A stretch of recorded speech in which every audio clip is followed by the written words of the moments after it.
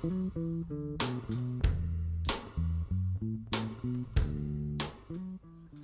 hello and welcome back to another episode of Steens. For today I'm sat down next to the SLK, and this is why I don't normally sit down to do my film. I'm normally stood at the side. I end up with Buddy licking my knee.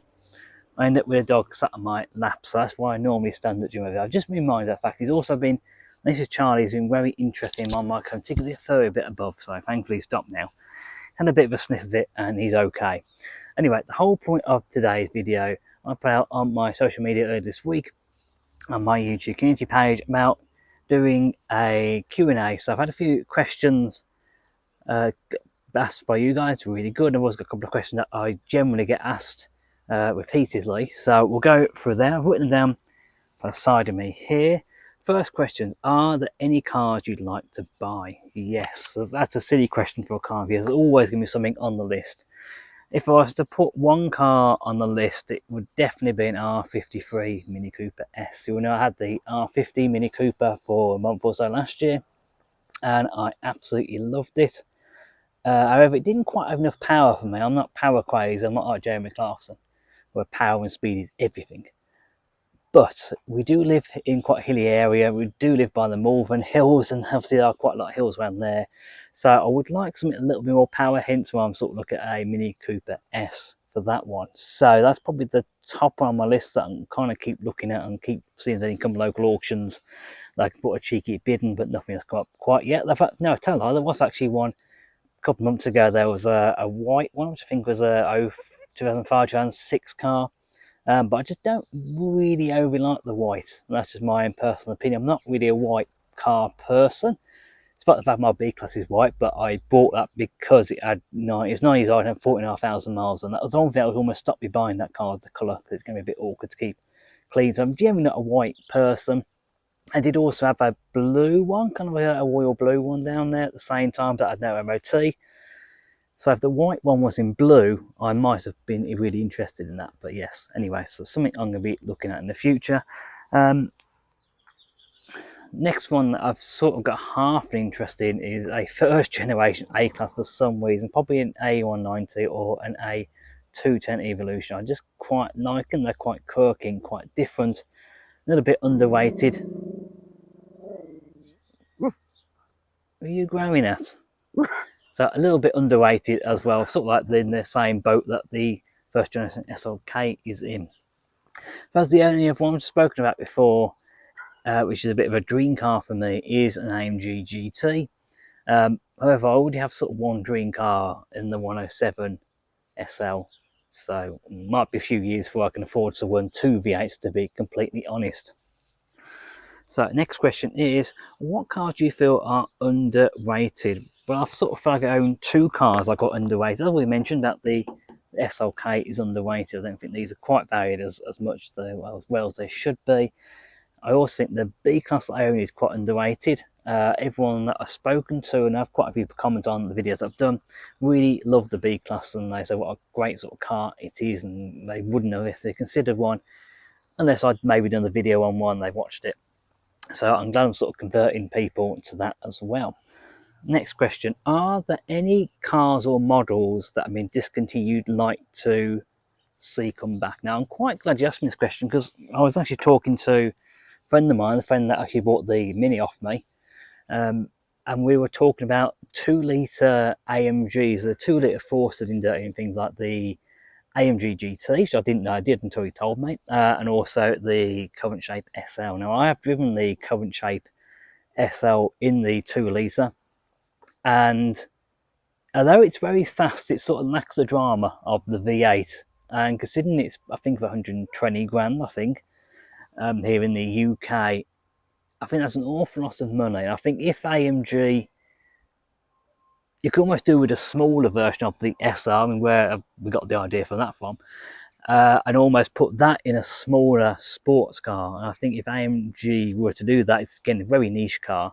But yeah, I kind of like them to bring back an SLK, but maybe in the form of a smaller AMG model only, maybe. I don't know, maybe do a little sort of smaller coupe or something. I don't know, whatever they could do. But yeah, something I'd like to actually see. So next question is, you're not into car modifying, I'm not really into modified cars myself, each their own, but first I'm not into it. I like to do some subtle upgrades like the wheels in this car and the stereo way subtle upgrades. But I'm not massive into modified cars, that's just me. I get that other people get it, but it's not me. Is there any modification, or would you like to do an engine swap to a car? Um, well, an engine swap. I'd love a 380 SL engine put in my SL. One's a tiny better maybe. One's doesn't quite as much of work as my 380 SL engine does. It runs absolutely fine at the moment, but I know it is going to need some work in the future. The only other weird idea I've had recently, I probably will never get around to doing this, purely because it's a bit out of the budget and I can't swap engines to be honest, is to get an R170 and put a V8 in. Now, they never did that from factory, but Brabus did. I think was it Tom Cruise that owned one of them, the Brabus SLK, the original R170 SLK, I forget the name of it, and they managed to shoehorn a V8 into it. Now, I would love to either get the V8 from the 430, something like the CLK 430, a 430, sort of in the late 90s, early 2000s, or you could really go, if you want to keep the sort of supercharger theme going, you could put the 5.5 litre V8 from something like an SL55 and that 5.5 litre V8 compressor with the supercharger. That would be absolutely epic in one of these. But obviously, if you're going to replace the engine, you're going to replace a lot more something not powerful. You're going to have to upgrade the brakes, suspension. It's suddenly then not really an SLK, but it could be very good if you're trying to keep the bodywork the same.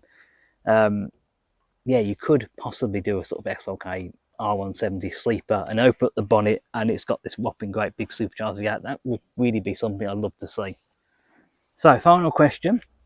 Out of all the car shows that you've been to this year, what has been your favourite? Well, I would say Social Walsh has always been a good shout for a good car show. I've been to quite a few of their events. I was at one last night, Cars in the Valley, which wasn't actually that well attended. It's about a quarter of the amount of cars normally that would be there. Whether because the weather, because towards the end of the season now, I'm not too sure. But that's always a good event. I'm a member up there, and that's probably the best way to get use and get the money's worth from Chelsea Walsh, because you can pay £100, £120 last year for single membership, and you get to go up there multiple times. You can go up there if they're doing an event for a weekend, you get to go up there Saturday and Sunday, so you get the most amount of money up there. Obviously, it's very good if you're sort of local to it as well. The other show I really enjoyed this year, and my partner and I both went to it. I took this car and we also took the Figaro, and we really enjoyed going to Stratford Festival and motoring. Our last show that was 2022. It's had a couple of years off, and I've really been hoping they would start again this year. They did it, had a great time. Went on the Saturday, and we had a great time. We really enjoyed it. We did the drive this morning, got completely lost. That's all part of the fun, isn't it, really? So that's one show that I would really recommend for next year. Hopefully they're going to do it again. So Charlie was sending my legs to sleep, so I've decided to stand up for the next part of this video. Now, the next part of the video is talking about the sort of goals and aims for the channel going forward. This year has been trying to get to 1,000 subscribers. I keep banging on about it. You're probably fed up hearing about that now. That's been the big goal for the channel for this year, and I've sort of got there, and I was sort of like, that's great, and I got over the excitement of it, and I was like, well, what now? What am I going to do now? What's the next goal for the channel? So in terms of subscribers, I think we're going to be looking towards the 1,500 mark. I think originally in my head I had 5,000. I thought that's still probably quite a few years away to get to 5,000. So let's just keep it a bit more simple. I think we're going to do 1,500, then we'll probably do 2,500, and then 5,000 subscribers. So we're going to keep sort of those little landmarks, and that way it's sort of more of an achievable goal than trying to say, oh, next we're going to get 100,000 subscribers, which, you know, that's years down the line, I think, decades maybe. So anyway, that's the next goal, 1,500 subscribers. We're on the way to that. We keep getting subscribers. Most days we get a subscriber or two, most days on average. Just a quick note to say as well, I've also opened up the community tab on the Stevens Forward page. So if you go to the Stevens Forward YouTube page, there's a little tabs at the top. We can go to video shorts. There's also one for community, and you can actually post on there as well. So I think you can post whatever you want, really. Obviously within reason. That's something nice, you know. It'd be nice to see maybe some pictures, some cars and whatnot. Yeah, so anyway, if you want to do that, feel free to go and do that. If you have any questions, I'll try and answer them my very best. I don't always do that, but I'll try and do my very best. So next thing I want to discuss with you is channel membership, because now I've got to 1,000 subscribers, I get a little bit of the ad revenue, and I also can set up things like channel memberships, and I can set up a membership account for the channel, and that's what I want to talk to you guys about today. Is that something you're interested in? We've also got to look at how much I can charge for that. I'm not too sure. I haven't read too much about them yet, but I'm not sure if I can set a sort of how much there is, if there's sort of tiers that you can do. I'm not 100% on that, but I want to know if you guys are actually interested in that. I obviously appreciate anybody that supports the channel, and you can do that completely free. You can like the videos, you can comment on the videos, you can subscribe to the channels. I don't necessarily want people to feel that they have to pay for something. I also don't want to necessarily hide anything behind a paywall. Yeah, so I'm sort of in two minds about channel memberships at the moment. It might be a case that I've seen other YouTube channels where people do channel memberships for £1, £2, whatever it is a month, and they don't actually provide anything else. It's just a way of their supporters financially supporting them, if that makes sense, in a sort of way. Alternatively, I've seen people that do channel memberships, and then they do offer something a little bit different. They offer, if the videos go to channel members first, they get released 24 hours in advance. They also, some channels do little weekly updates, so they probably will get stuff fed through to the bigger video, but they will do a little channel members update for the members. Just do once a week, a little 3 or 4 minute video, just talk about what they've done that week, a little bit behind the scenes sort of thing. So whether that's something you might want to see, please do let me know in the comments below. So what are my plans for the rest of this year and for next year? This year is not really that much left to do with the cars. It's just sort of getting them ready for winter now, trying to get them out a little bit more. We are still in the middle of September, middle-ish of September, so I'm hoping to get them out a little bit more before sort of winter comes. Before I sort of put mine in the barn for the winter as such, I'll still start them up and we'll try and get them out a little bit more this year. Obviously when the roads are dry and when there's not too much salt on them as well. So the SLK and the SL4 sort of fall into the same bracket. They're going to be used a little bit more. They are going to be parked up.